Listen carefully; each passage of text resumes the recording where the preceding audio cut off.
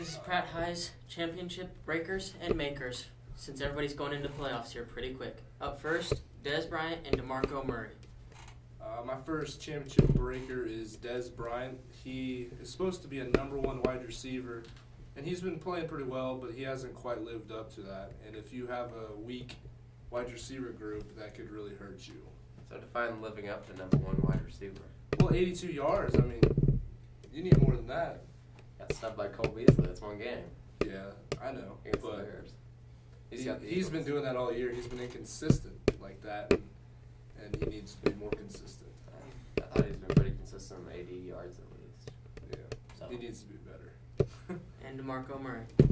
DeMarco Murray is my championship maker, as he has done everything for the Cowboys. He had 41 touches for 228 yards and a touchdown, and that's a lot of points in fantasy. So.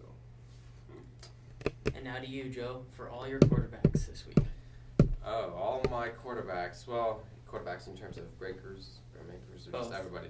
Okay, so I have one championship maker quarterback, and that is Mr. Aaron Rodgers, who's boasting a 32-3 touchdown interception ratio so far this year. He's got Jordy, Randall Cobb, and Devontae Adams as his receivers, and of course it doesn't hurt that Mike McCarthy is his offensive mastermind. And his remaining schedule is somewhat favorable. He plays at Buffalo and then at Tampa Bay. Now, Buffalo might be a tough test, but it's Buffalo. Do you think they'll hold him back? I think Peyton Manning and Aaron Rodgers are two different players. I think that Peyton Manning just didn't play well in the cold, and that Aaron Rodgers is used to that. And then Tampa Bay, of course, there is no weather concern there, and Tampa Bay's defense is atrocious. All right, I have two championship breaker quarterbacks. The first one is Phillip Rivers. The Chargers are a fairly streaky team. You know, they started off, 5-1, and then lost 3 in a row, and then won 3 in a row, and now have lost 1. He just was not very good last night against the Patriots, although the Patriots are a pretty stingy defense now. He went for 189 yards, a touchdown, and an interception. His remaining schedule is really not that favorable. He's got Denver, and Denver, I think, will play a ball control game in that one. That's at home, but still, the ball control game comes into a factor there. And then he's got San Francisco, and even though San Francisco is not doing well on offense this year, their defense is still pretty good. All right, and then the third quarterback I have, which is also another championship breaker, is Mr. Cam Newton.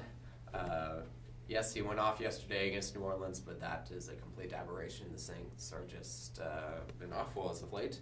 Well, not awful, just wildly inconsistent. You either get good or you get really bad. And we saw really bad on Sunday. His remaining schedule is Tampa Bay versus Tampa Bay and at Atlanta. At Atlanta, Cam has not done well in the Dome, I don't think. And then Tampa Bay in Week 1, he did not play against Tampa Bay, but that turned out to be a defensive struggle, so I would anticipate much of the same. His offensive line is just not protecting. He has no receivers besides Greg Olsen. I just don't see it happening. Those are two terrible defenses, though. How do you not see that happening? I mean, just Tampa Bay can pressure the quarterback if there's one thing they can do. And Atlanta's got actually two really good corners. True. And Kelvin Benjamin has been way too inconsistent. And then Greg Olsen is not something to rely upon right now. So. And back to you, Adam, for Julius Thomas and Megatron. One of my championship makers is Calvin Johnson, or Megatron. He had 158 yards and a touchdown, and he's been injured all year. I mean, he hasn't really done much, but I think he's really starting to come into his own these past couple weeks, and he really could help your team out. And one of my championship breakers is Julius Thomas.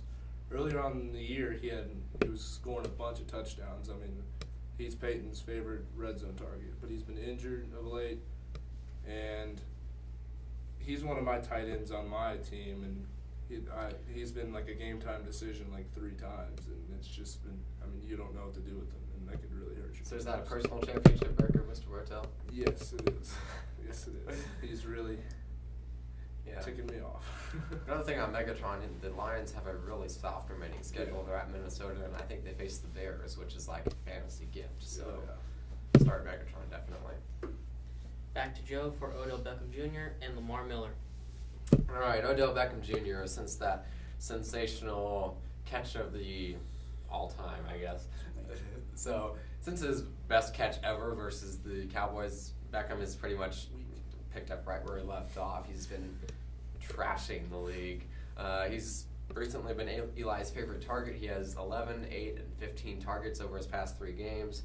And his remaining schedule is Washington and St. Louis. And although St. Louis's defense has really tightened up, they're still not a very good secondary. They've got very good pass rushing, which does give Eli Manning fits. But I just think that Odell Beckham at least gets behind the secondary once in that game. And then, of course, Washington is not good right now, so that's what happens there. Lamar Miller, I have him as a championship breaker, mainly because he's going to be playing New England in Week 15, so you probably won't even make the title game if you start Lamar Miller, because that is at New England. New England has been a very stingy run defense as of late, although they started out being a very vulnerable one. And then again, you also have a concern with Miller, 3 concerns really. 1, that he's injury prone, 2, that he's very TD dependent, and 3, he likes to fumble a lot. So I just don't see that happening against New England. Now, he does have a favorable title game matchup against Minnesota, but I don't think if you start him next week, you're going to be making it there. All right, that is Pratt High's Week 15 championship makers and breakers for your playoff hopes.